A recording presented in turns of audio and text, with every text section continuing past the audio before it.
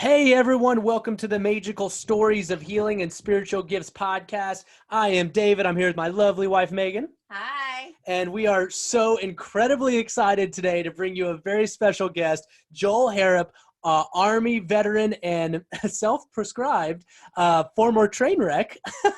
I'm a very reformed train wreck. Reformed. I've got to say, out of all the interviews we've done, we've never heard someone want to be announced as that. But you know what? The amount of, and to bring everyone up to speed, we connected with Joel a while back. Actually, Megan did. And Megan's very empathic. And when she connects with someone, she can kind of catch the energy of it.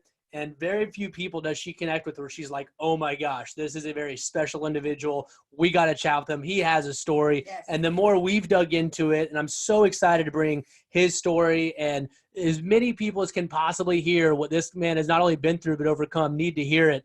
But just the amount of vulnerability that and authenticity is just through the freaking roof. Yes. The authenticity's through the roof, man. Like you truly want to help people just like we do. Yeah. I mean, It's like you have to share this knowledge now. I get it. I was talking to somebody and I said, I've been blessed with such deep and profound pain. And that's how I feel. And that sounds counterintuitive and insane. But the reality is that every single, who better than me to have gone through what I've gone through? Because now when I talk to somebody and I say, they say to me, this and this happened to me, I'm able to relate. I can relate to all kinds of pain because I've wallowed deep in the depths of despair. I mean, wallowed for a decade, just living in misery. And now I can connect, I can relate and say, what about this? What about that? What about this? What about that? And it's not from a place of, I know, it's from a place of, I've made such bad mistakes. And what a blessing. I just got that taken off my shoulders. I didn't earn it. It's not because I'm a wizard. I wish I was a wizard, but but it just got taken off my shoulders, and I was freed. But I was freed with the memories and the insight as to what happened and why. And while I am a former reformed train wreck, I now work with veterans of war as a veteran myself, and we actually connect veterans who are part of a statistic. Or pre-statistic, if you like, we connect them with plant medicine. Ayahuasca is our jam. There are other modalities that are great as well. But for listeners who aren't aware, and by the way, the reason I mentioned this early on, if you're listening to this and you are a veteran or you know a veteran, because these numbers are scary, here's a fact. In America, every single day, in fact, let me pause there. Everyone's freaking out and losing their mind over coronavirus. Right. Right. Well, more people die every year in America alone. More veterans take their lives in America alone every single year than coronavirus has affected or killed, I should say. So it's a tragedy, and I'm not saying it's not. But what I'm saying is 20 veterans every day take their lives. Every day, 6,000 a year. Sorry, almost 7,000 a year. Wow. And the reason that happens is because they are given medication, talk therapy, psychiatrists, rehabilitation, all these things. And it doesn't work. It doesn't work because it's not mental health. It's soul health. A piece of them has died. A piece of them is dark. Yes. It's a stream that flows from the heart, and you can medicate this, but you still have poison in the well. Yes. And that's plant medicine. Yeah. Yes. That is such a beautiful point, man. We were talking about that. It's like man. there are different modalities to healing, and it's such interesting. It's like there's mind, body, and soul. And the mind is great for programming, reprogramming, affirmations, meditation. That you'll get some there, but there's also body. You got to be putting good foods into your body. But then there's the soul, and we found like that's the plant medicine could part. Heal my like spirit. there's not the way ayahuasca did. Yeah, not trying to like talk in absolute. Yeah, but you're right. Like no matter how much. Even if I did trauma breath work an hour every day of my life, like it would help, but it would not do what ayahuasca did. Yeah, you had a great point. I was listening to one of you've been on a few podcasts now. I was listening to one of them where you had a great point. You were talking about how it was one of them where the guy, his whole family's therapist, and you were talking about therapy, and you were like, not against it, but you'd get like fractions over the course of like 20 years, and eventually you'd get somewhere, whereas in a freaking ceremony or two, Yeah. You know? It's crazy. I mean, my word track, because I parrot this stuff off to anyone that will listen. Old people at bus stops, guys selling me coffee. I tell anybody. But it's imperceptibly incremental changes, small changes over extended periods of time.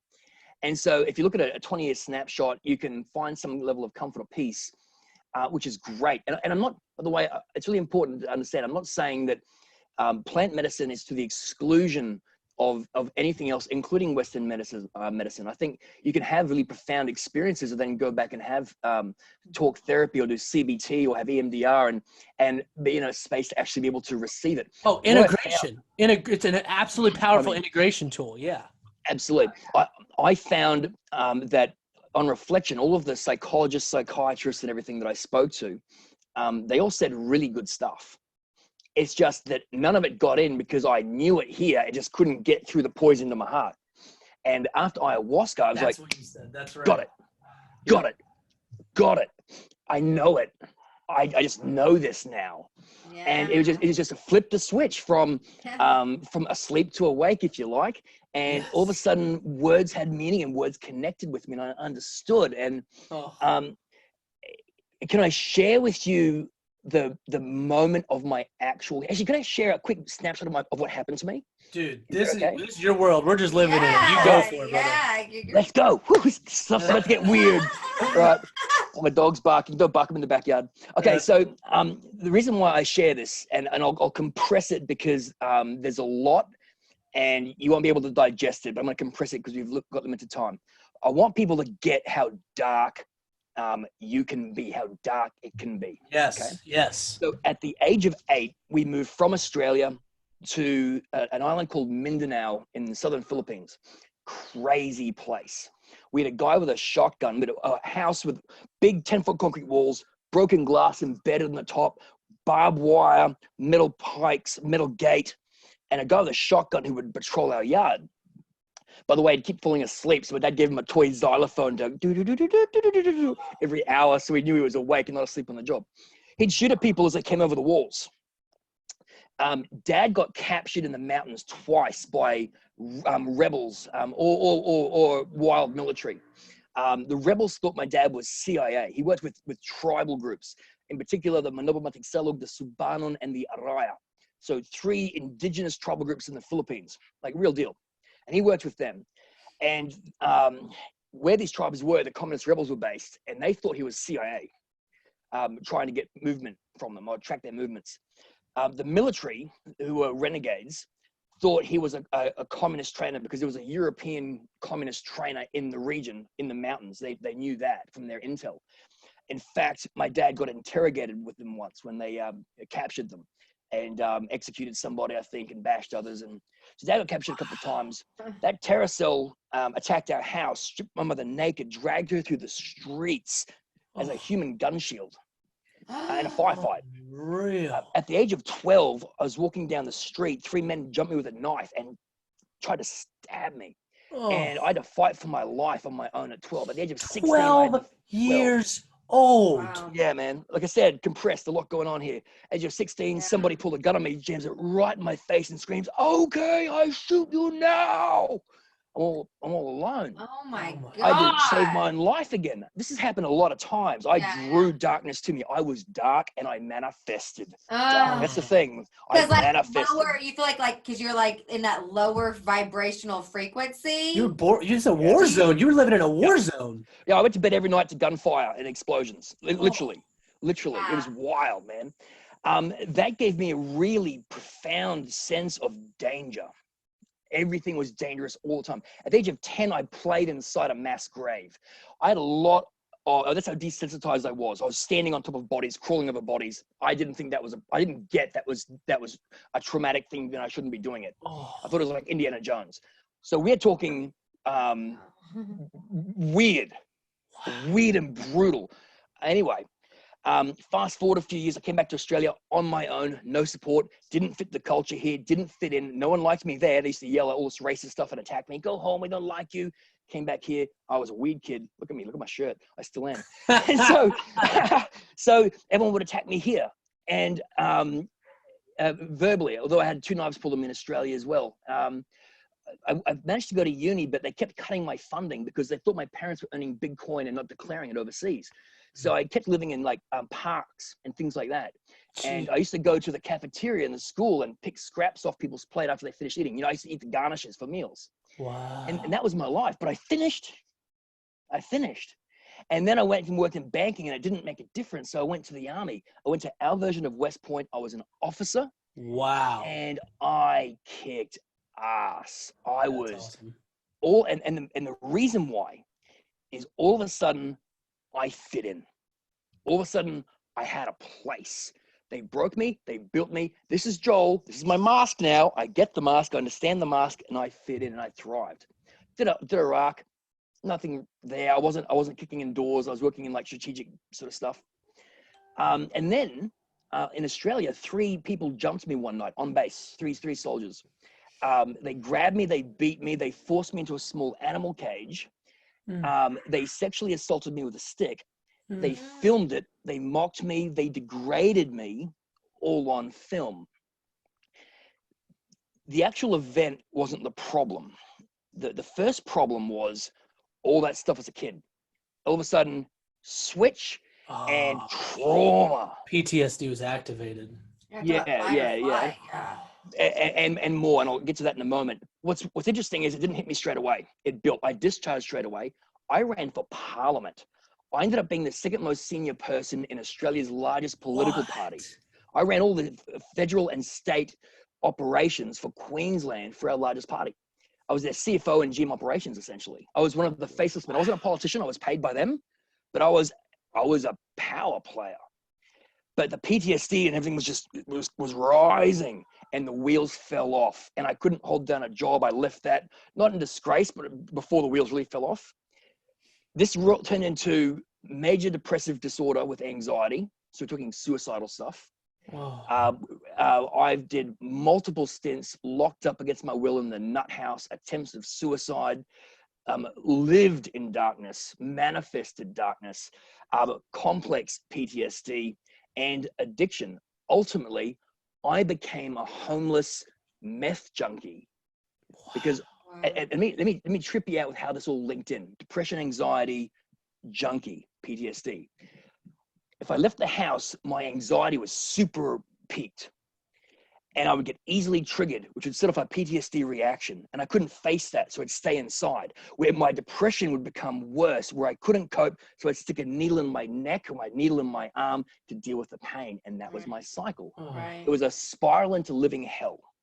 I decided I wouldn't kill myself for my kids. That message got put through to me by my loving ex-wife, and seeing visions of them as I was trying to kill myself. But what I decided to do was run out the clock. And if something happened to me, now, before I get into the healing, I want to share the most important part of that entire story. Some of this is painful, so I'm going to be very honest about it. Yeah, absolutely.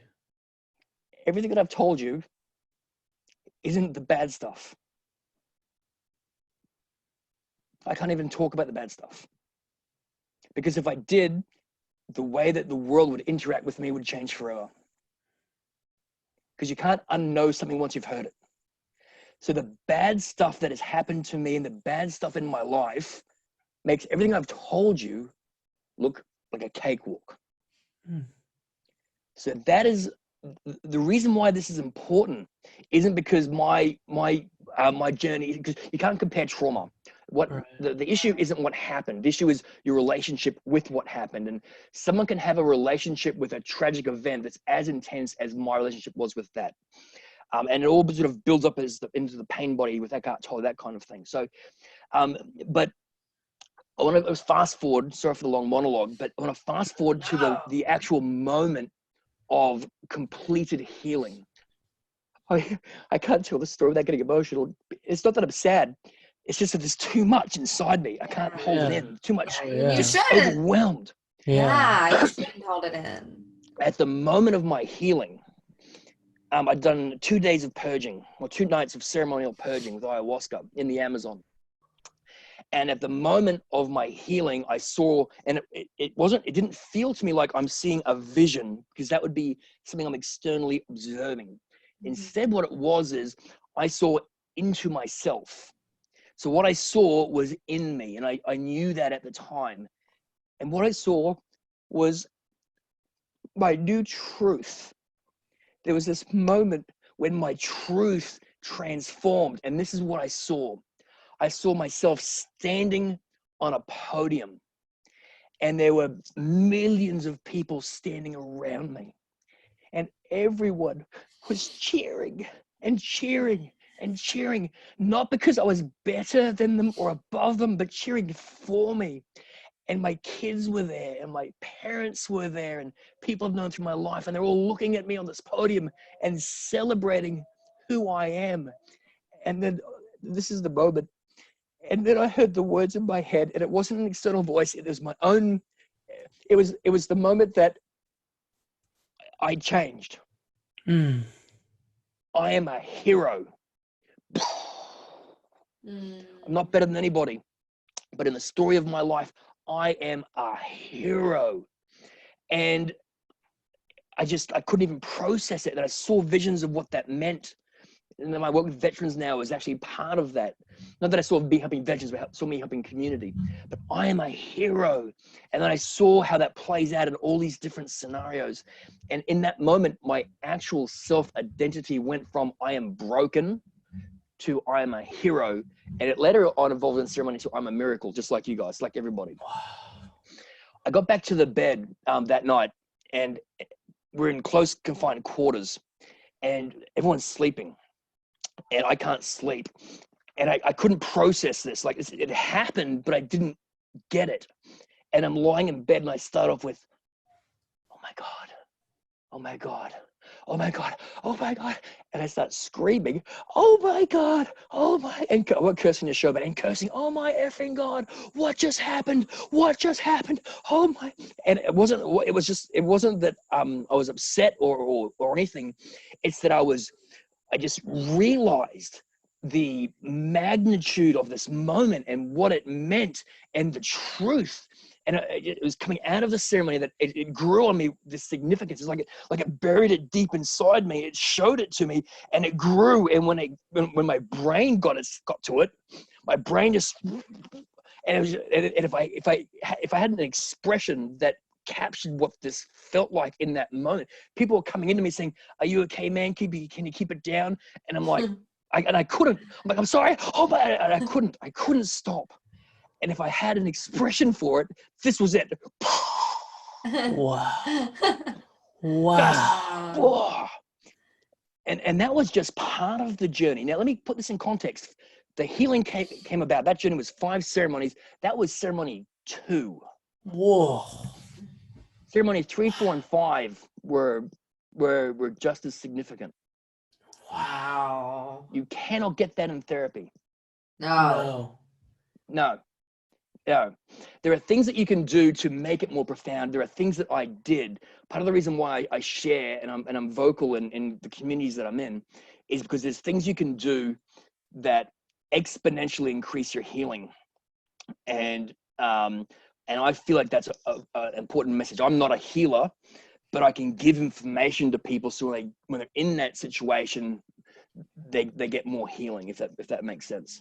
I would love to share that with you guys. Is that okay? Yes, go for it. Absolutely. Yes. This is phenomenal. Monologue rant from me.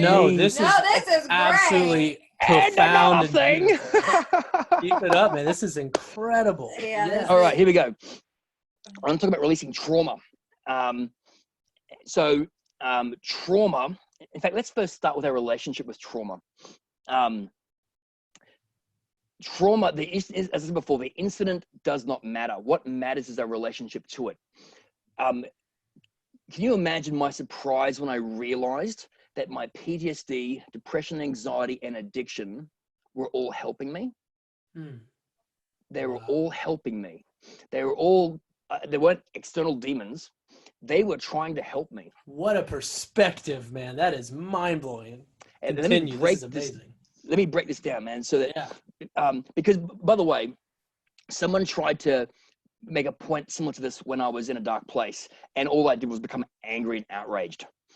So ayahuasca allowed me to know this truth. Before I couldn't hear it. So it's important to notice. What I'm going to say is kind of hard to get your head around if you're in a dark place, but here we go.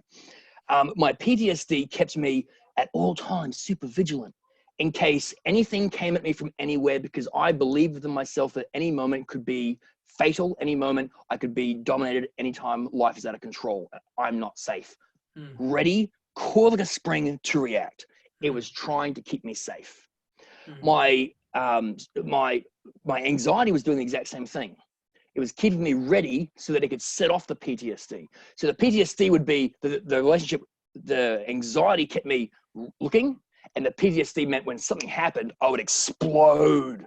You can't dominate me. I am the Hulk, right? Right. My depression kept me from going out the door, so I couldn't get hurt.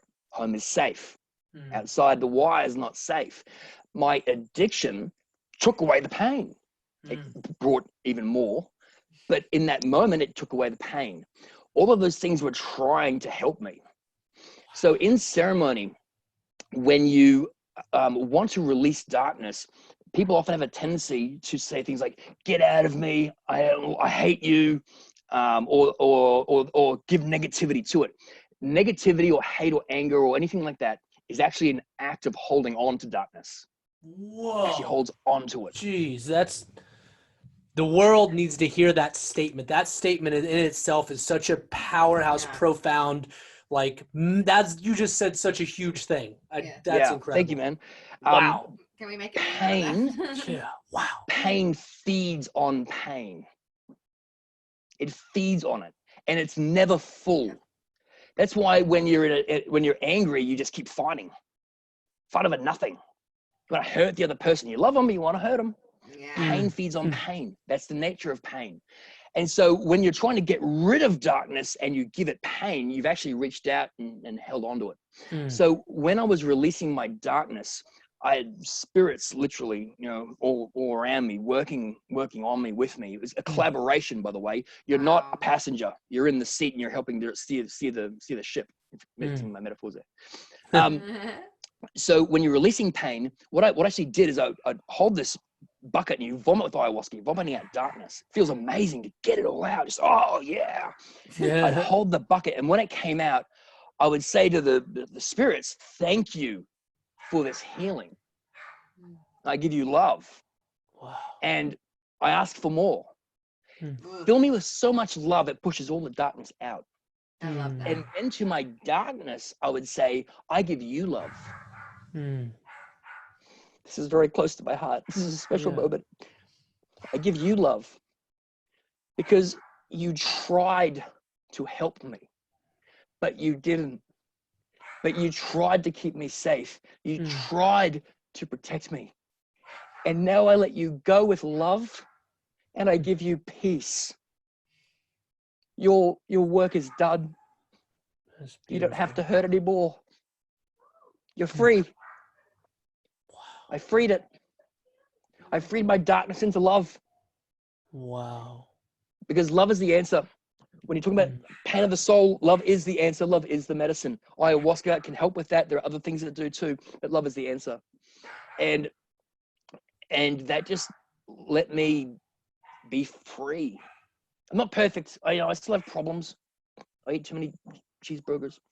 I still have problems.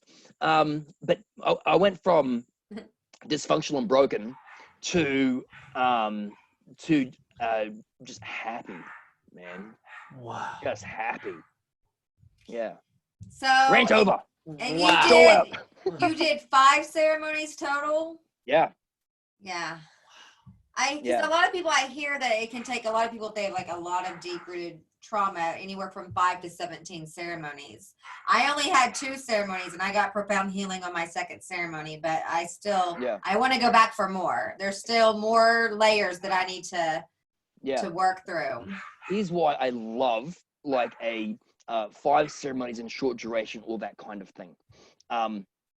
Firstly, it's interesting. The shaman actually said to our group, and he was speaking to me when he said it, though I didn't recognize it at the time. He said, before the first ceremony, he said, sometimes we don't get the darkness out and in the first night. we get you ready to release it, and then on night 2 we bring it out. That's what happened. There we go. Happened to me too. In fact, quickly, if I may, at the end of ceremony 1, ayahuasca showed me a vision of the monster inside me. It was this deformed, I could see it, deformed and ugly creature. And I saw it rising up in me, and it came all the way, and I could feel it right here, and I was ready to let it go. Wow. And then it said, ayahuasca said, no. I wanted to show you what we're going to do. Tomorrow, we're going to do this. And the reason why I love multi-day ceremonies is very commonly, your first 2 or 3 ceremonies are all about releasing darkness, trauma, and pain. You have to release all of that before you can get spiritual knowledge, enlightenment, growth. Gotta get you back. I know. Yes, you haven't. If you've done a couple of ceremonies and stuff, but no more, you haven't even gotten to the good stuff. I know. I didn't have visions or anything. Yeah. I purged. It was like it looked like an exorcism. Something dark left my body. Yeah. I had horrific trauma too, and I felt it leave. I processed it leave, but yeah, we were supposed to go in April. We were scheduled for her next ceremony, and of course that's not. Yeah, we can't go now because of the coronavirus. Yeah, right. Oh, that's terrible. So what ends up happening if you do like 2 ceremonies now and 2 ceremonies in 6 months, 2 ceremonies in 12 months? Every time you go back, you've got to work to release the new negative energies, because we just absorb them in life. Yeah. And so ayahuasca's got the ability to remove like that. Really, like for me, I'm no longer walking around like I'm my own Jesus, which for a while I was, and it was amazing. I felt like I was Jesus, not the actual guy, but in that sense of like, I'm enlightened. You know, I was walking in, I could feel spirit everywhere. It was amazing. But I've come down from that back to reality. And so before I was way down here, and then I was way up here, and now I'm happy and cruising in life, but I still take on negative energies. I've got strategies like meditation, my own ceremonies, mindfulness, all these great tools to help keep me in a positive place. But ultimately, I'm going to take on dark energy again. So if you're doing ayahuasca now and then in 12 months and then in 2 years, all you're doing is clearing the negative stuff, and the best stuff comes after that. Wow. How So cool. we need to do, How cool for you guys. Yeah. I love that. So we were supposed to do a 3rd ceremony. It was so intense. That's so awesome and insightful, man, because we appreciate that. We were wondering, we were like, man, how many, because there was definitely, after that came out, I definitely feel like a good 3 or 4 more ceremonies would have gotten so much more. So you say your first 2 were healing, but the next 3 were even more were they're like spiritual. You can expand consciousness. Yeah, so ceremony 3 was my spiritual awakening. At ceremony 4, I realized that I was a miracle. Ceremony 5, I realized that not only am I love, not only am I a creator, not only do I literally create my reality as I choose to experience it in a way that's far more magical through intention than people realize. But ultimately, I am spirit, and I got to leave my body. And not go in some kind of, it wasn't a vision where I went shooting through the cosmos or anything like that. They're cool. That wasn't that. My spirit left my body and floated above my body. It was amazing to be free of the confinement of flesh. I felt just like, I think women get this better than men. It's after unclipping that bra at the end of the day. I did. I unclipped my spiritual bra, and and I just felt so free. And then I realized, wow, when I die, this is the gig. Awesome. I don't know if I join and connect with the one, or if I keep doing this. I don't know. I don't really care. This feels amazing. And I fell in love with my soul, and I realized I really got, that's my body. That's not me. This is me. And now when I wash my hands, it's a ceremony to honor myself. That's beautiful. Wow.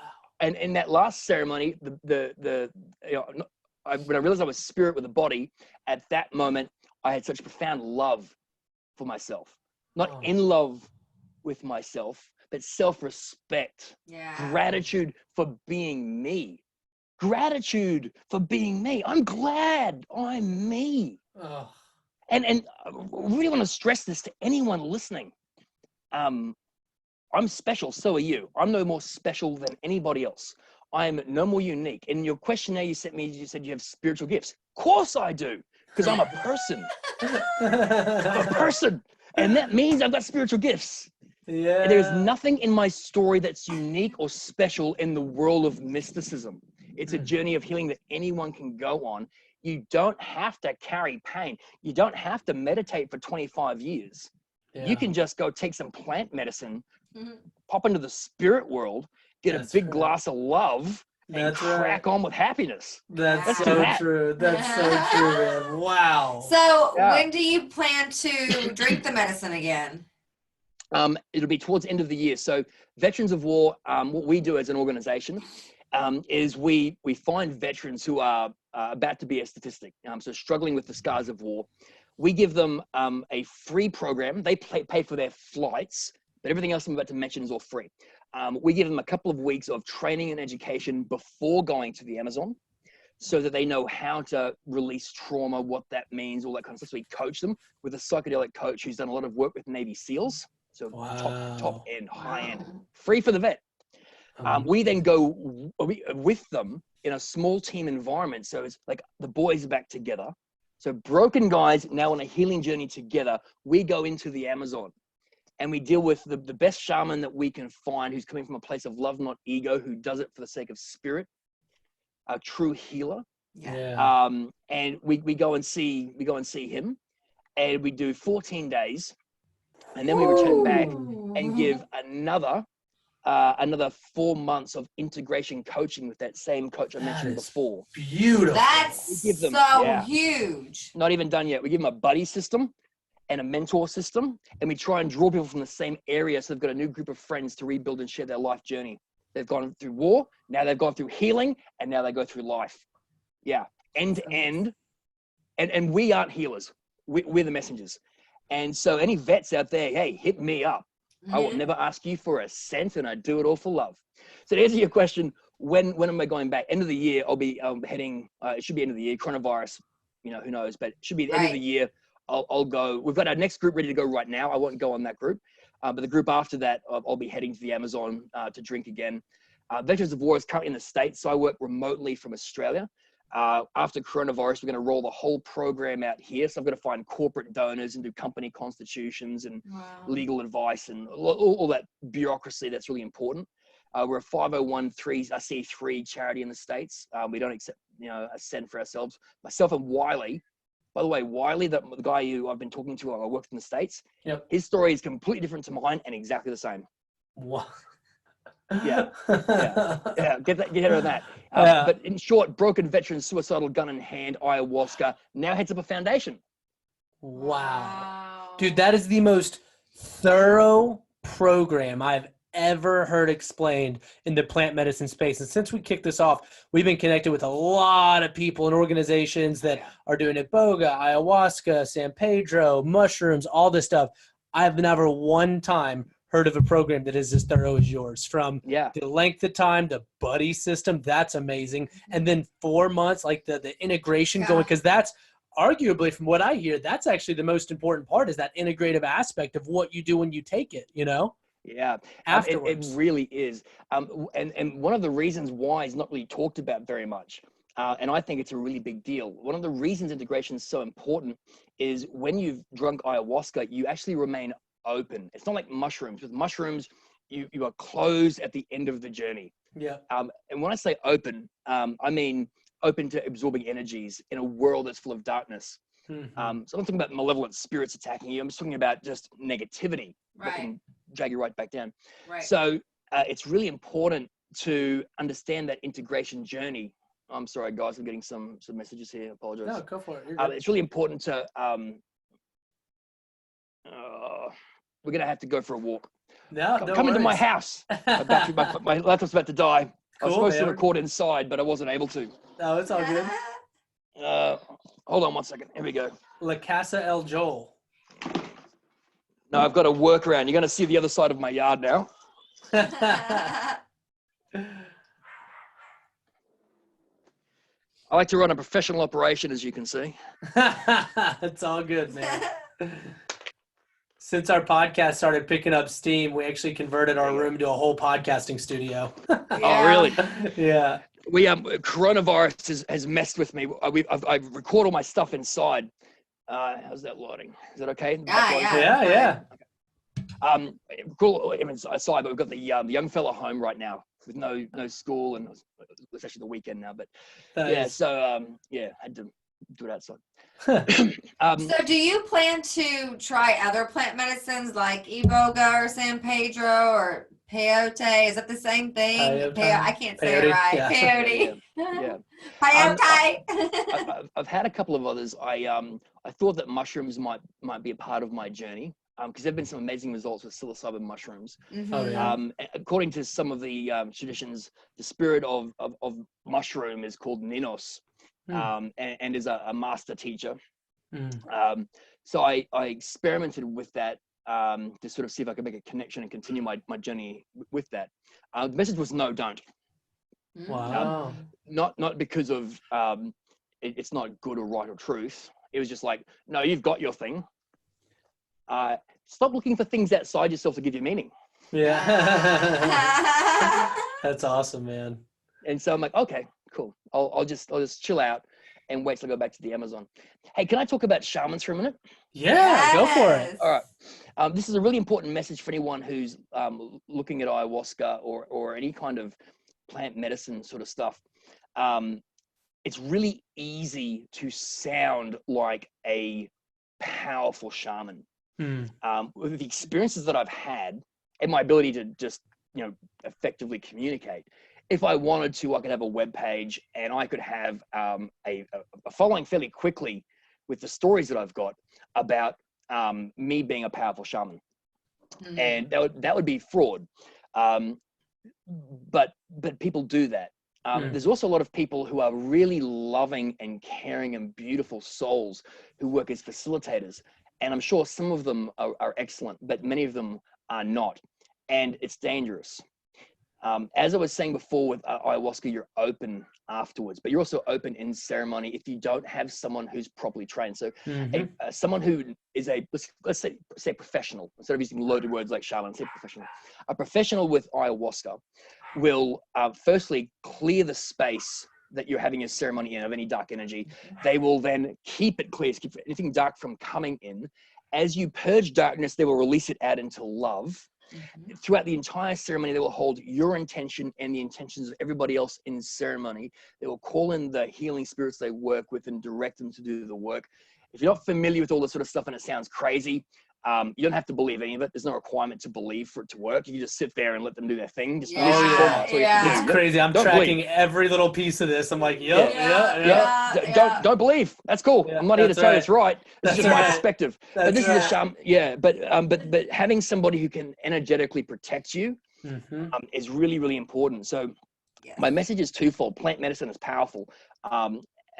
But it's not just a healer and teacher, it's also a gateway, and it's a gateway to things that aren't necessarily positive. So you need to part of respecting the plant medicine is choosing people who are coming with knowledge that's genuine from a place of love, not ego, because ego is dark in ceremony.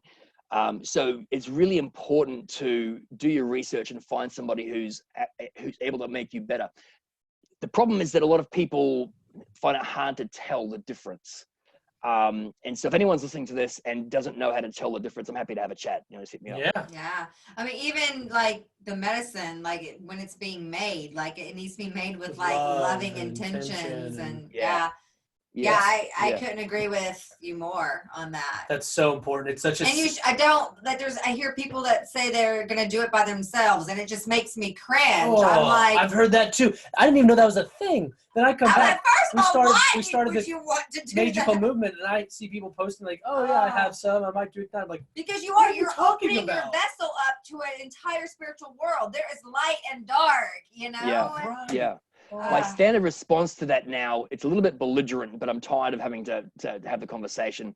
But my response to that, in the forums and stuff that I'm on is, absolutely, as long as you're prepared to completely destroy every facet of your life, no problem.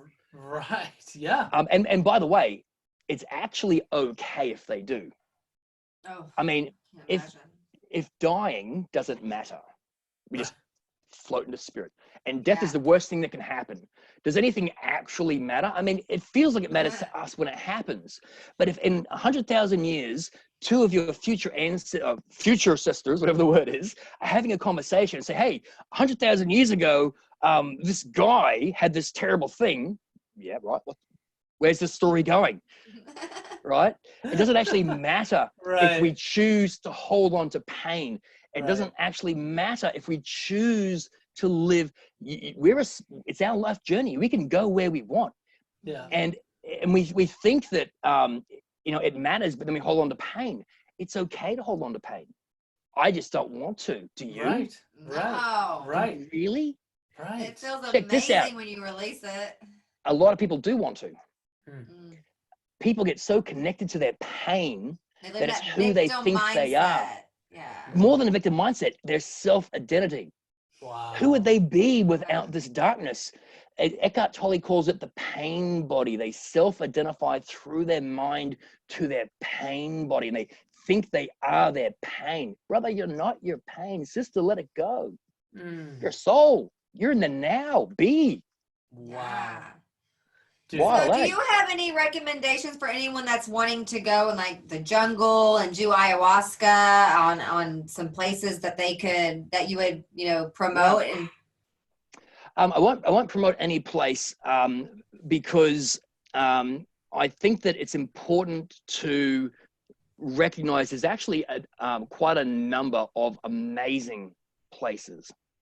The healing that I got, the profound one I described before, I'll say I had that at Blue Morpho, and that was an amazing experience, and they're in the Amazon. But I believe there are other places that are able to work with spirit just as well. Remember, the shaman's not the healer. They don't heal anything. Right. We allow ourselves the vessels. The vessels, yeah. And we allow ourselves, I accepted healing. I didn't get it. I accepted it. Mm-hmm. I let go. I did that. So it's the shaman, the spirits, and you. It's a combination of the three. It's a trinity. Yeah. So there's lots of amazing places. What I would say is there's a website called Aya Advisors, aya.advisors.com.org. Just Google Aya Advisors. Another one called Retreat Guru. These sites have a star rating system based on participant feedback, which give you a little bit of an idea. Oh. The problem with those sites is that they tend to capture the Western money market, where you've got retreats owned by wealthy foreigners who are running a business enterprise of healing. And they give healing, but then you've got the Shipobo people who are missing out. So I like to work with some of the local guys. Yeah. Actually, I'll give a shout out to one guy, Ayahuasca Spirit Healing Center. Okay. All right. Check that out. Okay. Will do. That's a hell of a name. I definitely will. We're trying to figure out where we're gonna go next. Because our plan, our plans got scrapped, so we're like, all right, we need to find us. Maybe we want to go somewhere different this time. We've learned to take guide. We learned to take signs as signs, and that's a sign that there's somewhere else we're supposed to go for the healing. Actually, I'm gonna plug this guy for a minute. Yeah. He doesn't even know me, by the way. Wow. But Spirit, I believe Spirit gave me his name for a couple of reasons that I won't go into. But he was the head shaman at Temple of the Way of Light. He was the head shaman at Pulse Tours. He was the head shaman at Arcana, and he was the head shaman at Dennis McKenna's Soltara. He's not the owner, he's one of the chairman, I believe, at Soltara with them for 5 years. I believe he still works in rotation with them. And he now has his own little retreat. He goes to Europe to run ceremonies, and his own little retreat in his village of 45 families, his Shipobo village in the Amazon, with dirt floors, no roads or anything, little Shipobo village. He's the shaman there now, no ego, does it for love, helps put money back in his little community, does group sizes of 8, no more. And he was trained by his grandfather, lineage trained, traditional Shipobo ayahuasquero. And the most important parts of that is that I believe he heals for love, and love is his religion. Wow. Wow. So that's my plug for them. Ayahuasca Spirit Healing Center. They don't even know who I am. I won't go into why I know who they are, but I know people who've connected with them, and yeah. They got some relation to a McKenna. That's great in our book too. So Right? Yeah. Yeah, and the fact that he's, you know, like, if you're that guy, how easy is it to live in the resort environment? Oh, 100%. Right. But he's 100%. living in his village, helping his people. He No is their ego shaman. for sure. Yeah. None. Yeah. So I love that. So did you just do classic ayahuasca, or did you have the opportunity to try other things? Like when we went to our ceremony, the second night when I had that profound experience, they had added 5-MeO DMT to the mix. And I was wondering if you had had any experiences with that as well. I've had 5-MeO DMT on its own. In fact, I referenced, I didn't tell you, but I referenced it earlier in the conversation. Okay. I had booked a session with 5-MeO DMT via the Sapo toad, where they take the toad and you smoke that. And this was booked before the ayahuasca stuff, and I went into the ayahuasca stuff, and this was a week after I got back. And so I thought, well, this might, maybe I'll meet God or something like that. And so it's just a very different thing. So I had this 5-MeO DMT, and I sat there and nothing happened. 20 minutes. Wow. I've got lungs, man. And I had the biggest amount you can imagine. Because when I do something, I go all in. There's no, I'm right there with you. If I'm into pain, I'm into pain. If I'm into love, I'm into love. I'm going to experience every bit of it. Yeah. So 20 minutes, nothing happened.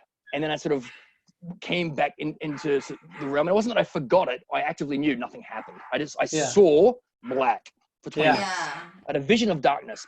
Not negative, just dark. Yeah. So I took it again a couple hours later, same thing. But this time at the end of it, I got a message.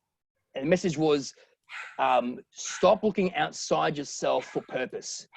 You live in the paradise realm. Enjoy it. Wow. You are the answer. Yeah, it's not about the drug. It's about the message, man. It's the message you're getting. That's awesome. Yeah. I believe my you know, the guys I work with in the spirit, you know, not that I work with, the stuff that's around me that I'm attracted to me and that stays with me. I believe that stopped it. I don't know, but it was really weird. I didn't get visions or anything like that. Yeah, can I tell you a quick story? Absolutely. Yes. I love all your stories. All right, here we go. So the ceremony one was about to happen, or later that night, and we just had a talk with the shaman, and he said that we're all going to have, they got 3 cup sizes, small, medium, and large, and he said we're all going to have a half shot of the small glass tonight. It's a starter dose to introduce you gently. It's a very responsible thing to do. And then we'll look at increasing over the course of the thing. And I went up to him and I was crying. Sorry, I get emotional video this. It's all too much to hold in. I went up to him at the end of it and I'm like, I can't do that. He said, what? I said, I can't have a half dose. I'm in pain. I came halfway around the world to heal. I don't have any time to waste now. And he just looked at me crying more than I am now. Look, what a man. and he's looked at me and he said, we can do that. And so we go up and the shaman, and the shaman's about to pour for me, and they sort of say, how much do you want, or how are you doing? And I said, I talked to him, and the guy interrupts and goes, he's okay. And the shaman I was talking to didn't even pause to clarify what that meant. If you ask them how much you should have, they always seem to know the answer. I know.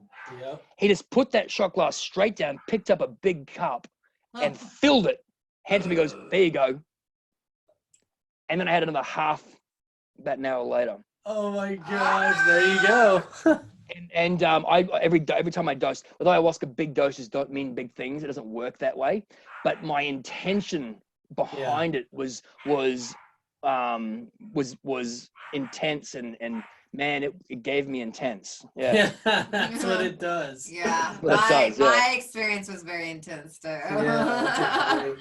Well, Yeah. dude, this is amazing, man. Yeah. You've been awesome to talk to. This has been incredible. the- Normally we have to, come up with all these questions and ask people and guide them throughout the, call oftentimes. And You just ran the show, brother. It's been amazing. And guess what? I totally see you standing on a stage inspiring Oh, dude. millions of people. Dude, Like, you're I going to see be it. all over the world. Your purpose is so amazing. Now you have a YouTube channel. You're starting to put a lot of content on there. Tell people how they can find you. How can people reach you? What are you working on now? Plug away, man. I will. Before I do, I want to say it's really important, I think, for people that do this stuff to really identify the threat of ego and how ego can take you to a dark place. And, I have ego too. And I actively remind myself that this is all a blessing and a gift. And if I ever find myself on a stage with a crowd, it's because I'm blessed to be there. Yeah. And I'm sharing that moment equally with everyone that's there. I'm not above anyone. I'm not better than anyone. And I think that's important to understand that. I don't believe in the cult of ego. I don't want anyone to check me out because they think I'm amazing. What I want them to do is to think the message that is truth is amazing. Yeah. Awesome. And that's what I want to share with them as an equal and a blessing. I've got a YouTube channel called Turnsail, one word, Turnsail, like sailing boat. It's about sailing away from the storm in life towards the sun and transformation. I post, I'm not a content creator. So what you are not going to see is me posting stuff every week. I will post something when I've got something to say that I think has value. Because of that, I don't believe the channel will ever get big. I have no ads. I don't promote anything. When I have something to say that's worth listening to, I post. Nothing more, nothing less. And then I work for veteransofwar.org. If you are a veteran, if you know a veteran, hit me up personally or check out the website, because 20 brothers and sisters of arms are dying every day. And they just don't need to. They could just be happy. It's all great to say support the troops. Yeah, support the troops. Let's not pile this bodies up on the streets anymore. Yep. Let's support the troops. Yep. All right, that's it. Absolutely. Mic drop. That's awesome. Man. Dude, thank you so much. Question. With every time, so we always end with one question for you, okay? If you could leave the world with one message, what would it be? Love. One word. I knew you were gonna say that. Me too. That's it. That's it's all it. about love. That's it. So let me expand on that. Yeah. When you start learning what love is, because love is a word. I'll give you an example. Do I have a minute? Do you mind? Yeah, absolutely, man. All right, here we go. In Greek, there's 7 words for love. In Western culture, love has become toxic. Imagine a man at the bar looking another man in the eyes and saying, "Hey, I love you." Yeah. Whoa, uncomfortable. Yeah, a lot right? of parents don't tell their kids they love them. A lot of kids don't tell their parents they love them. A lot of partners don't tell. Love has become toxic. I can love your bag, I can love your car, I can love your shoes, but I can't love you. That's so true. That's so true. Wow. So true. Love has become toxic. We're all torn apart. Wow. Love is not what we think it is. When I say love is not just I have feelings that are pleasant about me and feelings that are pleasant about you. Love is something far deeper and more profound than any person understands. Love goes straight to the source of the answer to everything. Love is at the beginning and love is at the end. And I know I sound like I'm talking some weird babble and these words mean nothing. But if you go on the journey of love through plant medicine and you start understanding what love actually is, it's not just a word or a feeling. Love is power. It's the answer. It is the answer. Love heals, love cures, love is. We are love. Spirit is love. Spirit is here. Spirit is now. Love is now. Wow. Dude, that was beautiful, man. I am so grateful to be connected with you. We are so grateful to be connected with you. I think I found you because you posted on the ayahuasca page. Yeah, I think probably. that's how I stumbled. And then dude, this has been awesome. Been Thanks so amazing. much for sharing your time and all Thank your you knowledge. For the vulnerability. Yeah, the authenticity. Such the epitome of authentic and vulnerable. And that's going to create so much space for other people to be vulnerable and actually heal. Which is healing. healing. Yeah, That's yeah. how you heal. That's right, man. So thank you That's so why I much, share. brother. Thank you so much. man. We'll be letting you know are when we post amazing, this. though. We'll be posting everything, your links and all about the veterans group you're part of. We're gonna be posting all that with it and everything. So thank you so much, man. Have a That was blessed. awesome, man. I'm really grateful you let me have this opportunity. Oh, for Thank sure, you. dude. This is not the last time. We'll be chatting. We're Yes. gonna keep this journey going, man. You're stuck with us now. Wiley, the founder, Yeah. I touched on that. Wiley was a Marine vet. He was a foster kid, a lot of deep emotional issue. Was gonna top himself and be one of the statistics. He found ayahuasca. He had transformational healing, and he started Veterans of War. I found his name through Spirit. Wow. Spirit gave me his name. Wow. Yeah. That's I awesome. won't keep taking up your time with stories. So No, that's You're awesome. not. Yeah. At all. We love this. Spirit, okay, let me tell you real quick. Yeah. There's a guy that I used to serve with in the army, and I was honest with him about what happened to me. And he then messaged me out of the blue because I told him about how dark things were, and then I told him about ayahuasca. He's very conservative. He's like, you know what? I'm involved in a business venture. You might have a space in. I'll connect you. So I talked to this guy about a new business venture, and he loves me instantly. And he asked me to come down and meet with them for a planning thing. And I go down and meet with them, and it's a train wreck. It was just a train wreck. Like, I did not get along with them at all. It's clash. Wow. But there's this American professor who was there. And before I left, she walked over to me and handed me a piece of paper with a name on it. Hands me a piece of paper with a name on it and said, look at that. And it leaves. So I go home and Google it. And it's Wiley, who she grew up in the same small town with as a child. Wow. And his story is my story. Wow. Completely different, exactly the same. And after I got back, I tried ringing the company to have a chat to them about the future and that I wasn't going to proceed with them. And they didn't answer my call or respond to my text or ring me back. It's like I went there for a name. Wow, you did. I emailed Wiley and I said, I don't know what this means, man, but I want to work with veterans, but I don't know what this means. Yeah. I've got your name. And his email me back, yeah, you're in, we're doing this. Okay, you don't have to be alone anymore, we're on the same page. Straight away, I was just like, yes. Wow. He has had on his mind, Australia. Didn't know what to do with it. And then I'm like, hey, I'm Australia, veteran. And he's like, I've been waiting for you. Wow. Oh, that is so divine. Dude, that's going to blow up. That's amazing. Y'all are going to help so many people. That is so exciting. Because it's spirit-led. So Spirit-led. Yeah. So if you want to chat to Wiley too, I can connect you. I'd love to. Love that. Yeah. Absolutely. He's every bit as passionate as I am about this. And we're just we're going to share this, and if you do his as well, we'll share it across our social media with Veterans of War. We don't have a following yet because we're all so new, but yeah, we both really appreciate this. You're helping us.